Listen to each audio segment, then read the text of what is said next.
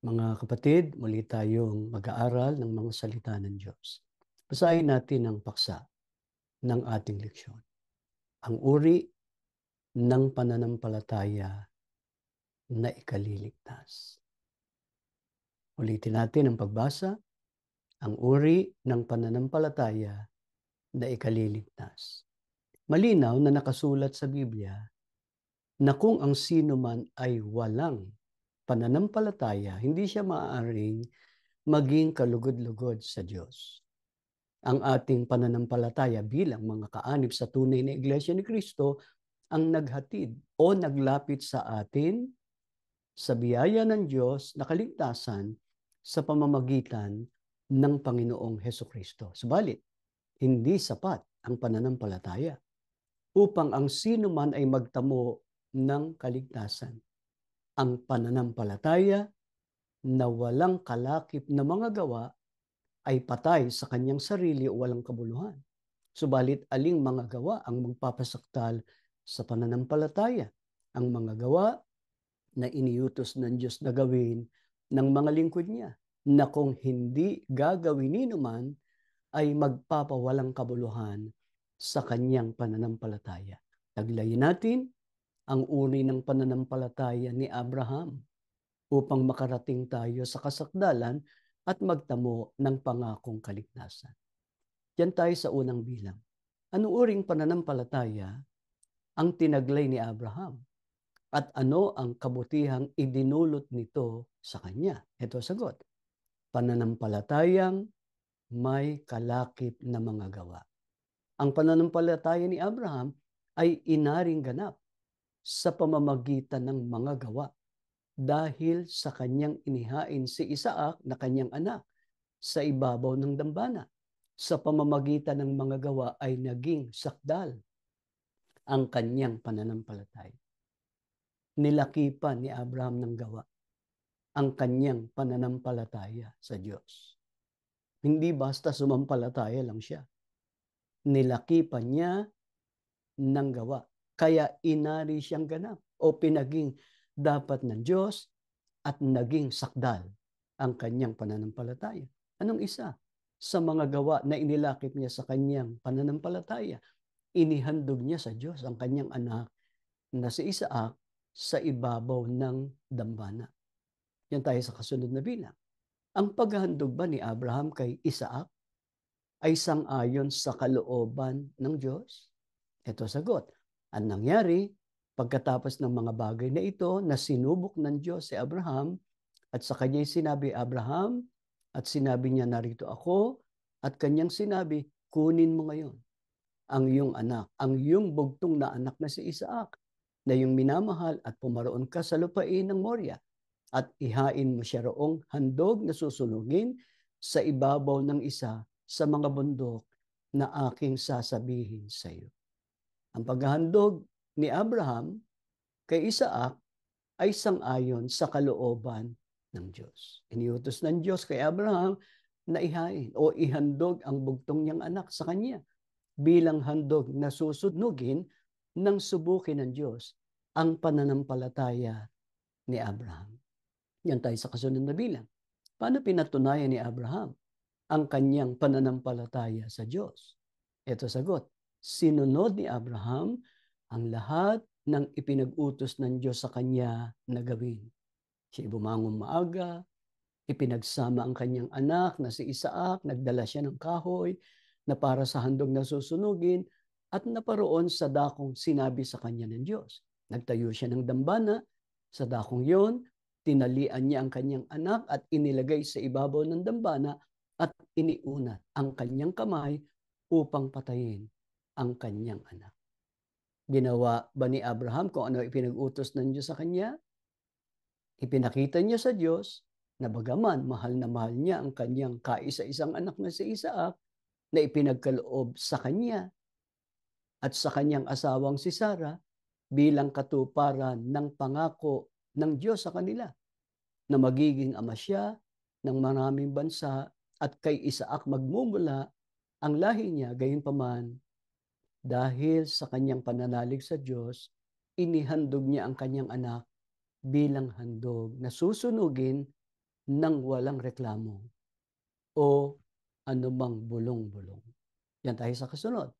Itinulot ba ng Diyos na tuluyang maisagawa ni Abraham ang paghahandog niya kay Isaac bilang handog na susunugin? Ito sagot, basahin natin, hindi. Pumaroon sa kanya ang anghel ng Panginoon at sa kanya'y sinabi, huwag mong buhatin ang iyong kamay sa bata o gawan man siya ng anuman sapagkat talastas ko ngayon na ikaw ay natatakot sa Diyos sa paraang hindi mo itinanggi sa akin ang iyong anak, ang iyong bugtong na anak. Kung ganon, hindi natuloy ang paghahandog kay Isaac, hindi dahil sa nagbago ang isip ni Abraham at itinanggi o ipinagkait na niya ang kanyang pinakamamahal na anak sa Diyos, kundi ang Diyos mismo ang nagsugo ng kanyang anghel sa kanya upang sabihin na huwag niyang buhatin ang kanyang kamay sa bata o gawan man siya ng anuman. Pinatotohanan ng anghel kay Abraham na nakapasa siya sa pagsubok ng Diyos sa kanya at napatunayan ang kanyang pagkatakot sa Diyos. Yan tayo sa kasunod na bilang. Paano nalubos ang paghahandog ni Abraham ng handog na susunugin sa harapan ng Diyos sa pagkakataong yaon? Ito sagot. At itiningin ni Abraham ang kanyang mga mata at nagmalas at narito ang isang tupang lalaki sa dakong likuran niya na huli sa dawag sa kanyang mga sungay.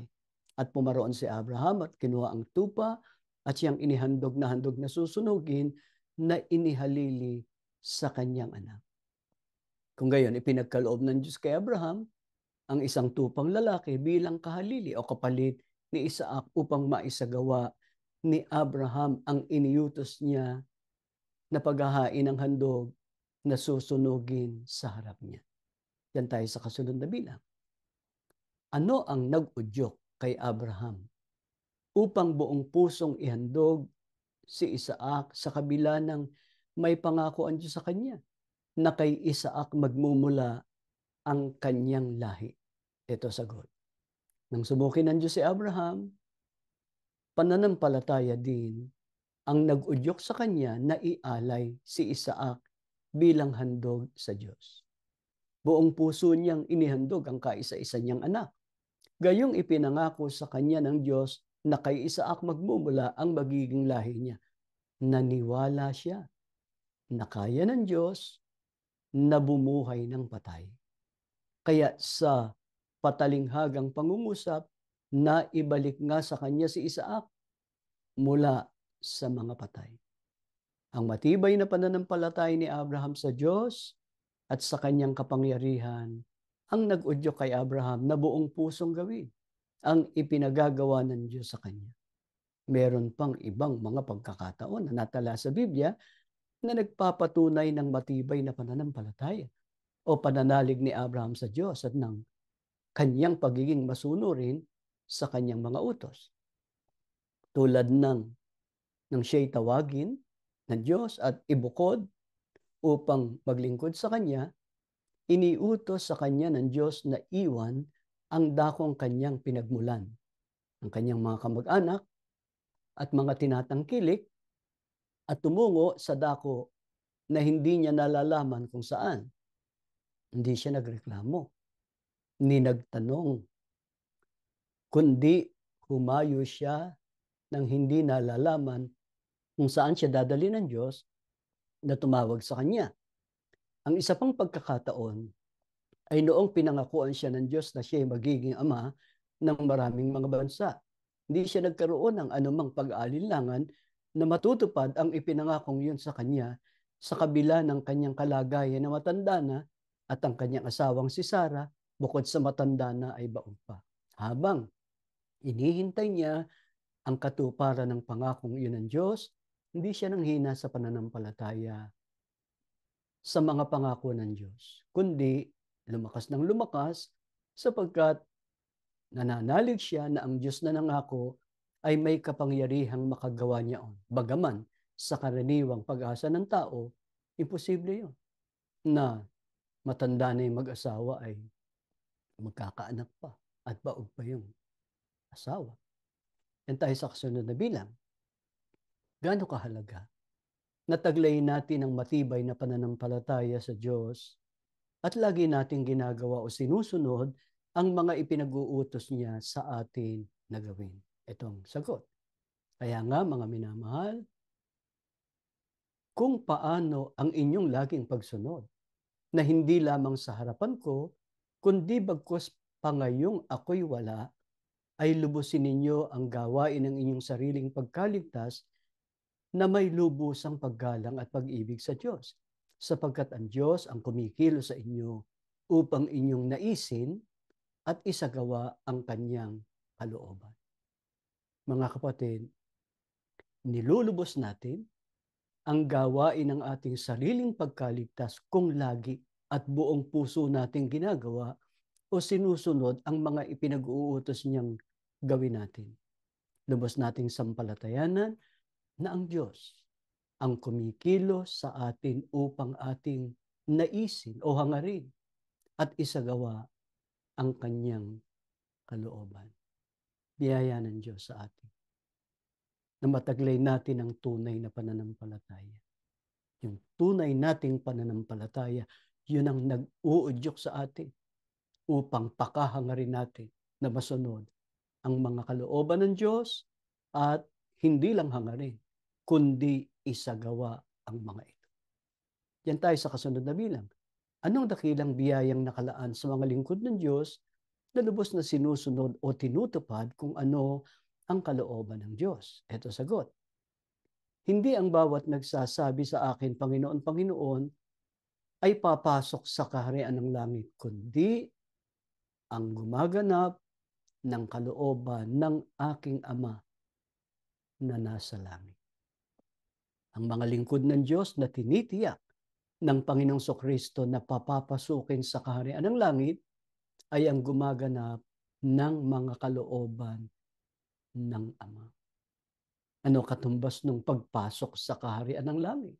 Pagtatamo ng kaligtasan, ng buhay na walang hanggan. Kaya ipanalangin natin lagi sa Ama na dagdagan niya ang ating pananampalataya upang magkaroon tayo ng lakas, upang gawin o sundin ang lahat ng ipinag-uutos niya sa atin, kahit mga hulugan ito ng malaking sakripisyo o pagtatanggi ng sarili. Mga kapatid, ang Diyos ni Abraham ay siya rin Diyos natin sa mga huling araw na ito. Diyos na makapangyarihan sa lahat at tapat sa kanyang mga pangako. Kung may pangako ang Diyos kay Abraham, may pangako rin ang Diyos sa Iglesia ni Cristo sa mga huling araw mula sa kanyang sugo. Kung tataglayin natin ang uri ng pananampalatayang tinaglay ni Abraham at ang uri ng pagsunod na ipinakita niya sa Diyos, ang lahat ng ipinangako ng Diyos sa kanyang sugo at sa kanyang bayan sa mga huling araw ay matutupad din sa atin. At siya'y sa atin, tayo ay tutulungan niya, aalalayan niya tayo ng kanyang katwiran hanggang sa marating natin ang kasakdalan ng ating pananampalataya at magtamo tayo ng pangakong kaligtasan. Kaya, ingatan natin ang ating tunay na pananampalataya. Tiyakin natin na ito ay para sa ating ikaliligtas. Para matiyak natin na ang pananampalataya natin sa ikaliligtas, gawin natin ang lahat ng mga kalooban ng Ama. Kaya nagpapasalamat tayo sa Diyos, meron tayong ganitong pagtitipon, sapagkat dito patuloy nating tinatanggap ang mga aral, ang mga kalooban ng Diyos. Mga kapatid, sa susunod na linggo at patuloy pa ay pag-aaralan natin ang mga leksyon tungkol sa buhay at ministeryo ng Panginoong Hesukristo. Napakahalaga ng Panginoong Hesukristo sa buhay natin, kaya sasariwain natin ang mga aral, ang mga katotohanan na nakasulat sa Biblia tungkol sa buhay at ministeryo ng Panginoong Hesukristo. Bago tayo manalangin, balikan natin ang paksa ng ating leksyon. Basahin natin uli. Ang uri ng pananampalataya na ikaliligtas. Tumayo kayo mga kapatid, tayo'y mananalangin. Salamat po, Ama, sa mga katotohanan mong tinanggap namin ngayon. Palibhasa, nais mo na kami ay maligtas. Hindi lamang tinawag mo kami sa iglesia, pinaunawa mo sa amin ang iyong mga kalooban na kung aming susundin kapag tatamo namin ng pangako mong kaligtasan. Basbasan mo ang lahat ng mga lingkod mo na kasama naming naninindigan, kasama ng kanilang mga anak. Ibiyaya mo pa ang ibayong pananampalataya sa amin. Lagi mong kikilusin ang aming puso upang sundin ang lahat ng iyong mga kalooban. Pagpalain mong mga anak namin, ipasumpong mo ang magandang kapalaran. Ilalayo mo rin sa lahat ng uri ng kapahamakan at kasamaan, maging sa mga mabibigat na karamdaman. Lumaki silang mananampalataya kasama ng kanilang mga magulang, tapat na naglilingkod sa iyo. Pagpalain mong bawat sambahayan, pasumpong mo ang lahat ng mabubuting bagay, payapa kaming makapamuhay at tapat na makapaglingkod sa iyo. Panginoong Hesukristo, pagparito mo, huwag mo po kaming kalilimutan. Ipagsama mo kami sa langit, magtamo kami ng walang hanggang buhay. Tumitiwala kami, O Diyos, dininig mo ng aming panalangin, ganap na ipinatawad ang lahat naming mga kasalanan at pagkukulang sa ngalan ng Panginoong Hesukristo na aming tagapagligtas. Amen.